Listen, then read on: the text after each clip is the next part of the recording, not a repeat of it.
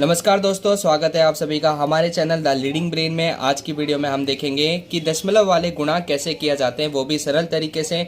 आपके सामने यहाँ पर आपको दो सवाल दिख रहे होंगे जिसमें लिखा हुआ है 6 8.2। इसको गुणा करना है मुझे 8.4 से, और दूसरा सवाल है 6 3 0 और गुणा करना है इसको 1.2 से। तो चलिए कैसे करते हैं। अगर आपको कोई भी परेशानी होती है कि दशमलव वाले गुणा कैसे किया जाते हैं, तो इसके बाद मैं गारंटी दे रहा हूँ कि इसके बाद आपको कोई भी डाउट नहीं होगा कि कैसे मल्टीप्लाई करते हैं। आपको पता नहीं चल रहा होगा कि किस तरह से पॉइंट को कहां पर लगाई जाती है, वो आपको एकदम अच्छे तरीके से समझ आ जाएगा। तो चलिए करते हैं। तो सबसे पहले आपको यहां पर क्या करना है, आपको ना इस 8 को भूल जाना है। मान लो आपको सवाल में 8 या कोई 2 डिजिट की संख्या दे रखी हो, जैसे यहाँ पर 1 2 3, ये 3 डिजिट वाली संख्या को 2 डिजिट वाली संख्या से गुणा करना है। तो अभी के लिए हम इस 8 को भूल जाते हैं। तो 8 को भूल गए तो यहाँ पर कितना है 4। तो 4 को हम क्या करेंगे 2 से गुणा करवाएंगे। तो 4 को 2 से गुणा करवाते हैं। तो 4 को 2 से गुणा करवाएंगे तो कितना आएगा 8। 4 दूनी 8 है ना।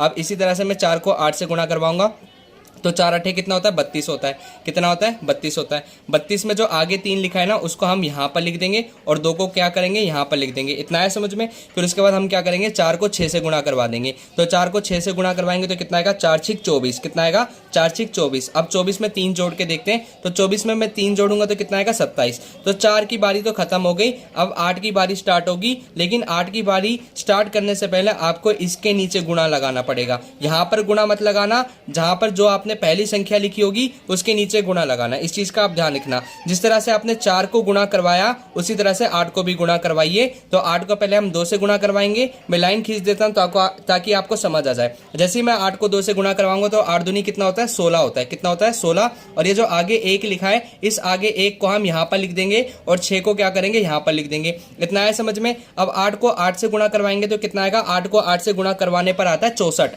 अब 64 में हम क्या करेंगे, ये जो ऊपर एक हासिल दी थी उसे भी जोड़ देंगे तो कितना आएगा 65।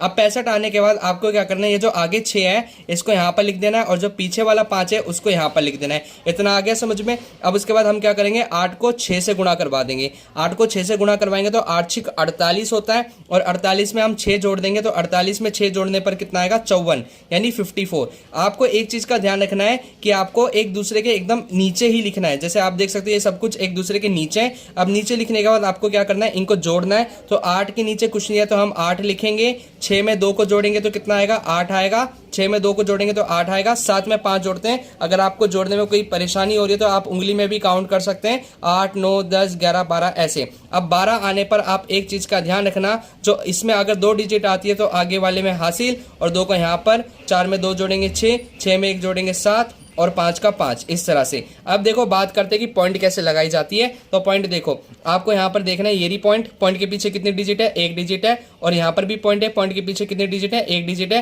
तो टोटल कितनी डिजिट हो गई 1 और 2, 1 और 2, 2 डिजिट हो गई। तो यहाँ से आपको काउंट करना है 1 2 और यहाँ पर पॉइंट लगा देनी है। तो ये इसका आंसर आ जाएगा।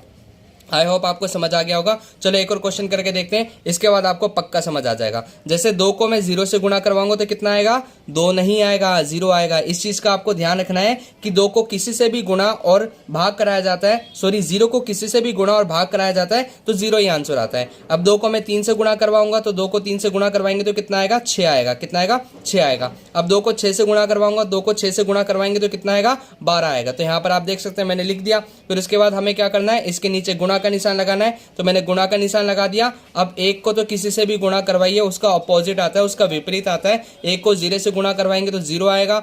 1 को 3 से गुणा करवाएंगे तो 3 आएगा। और 1 को 6 से गुणा करवाएंगे तो कितना आएगा 6 आएगा। इस तरह से अब इतना करने के बाद हम 0 के नीचे देख सकते हैं क्रॉस का निशान है तो 0 लिखेंगे। 6 के नीचे 0 है तो 6 और 0 जुड़ के 6 ही बनेगा। 3 में 2 जोड़ेंगे तो कितना आएगा 5 आएगा। और फिर उसके बाद 6 में 1 जोड़ेंगे तो कितना आएगा 7 आएगा। अब इतना आंसर लिखने के बाद यहाँ पर आप देख सकते हैं पॉइंट के पीछे 1 डिजिट है तो यहाँ पर हम 1 डिजिट काउंट करके यहाँ पर पॉइंट लगा देंगे तो इसका आंसर आएगा 756.0।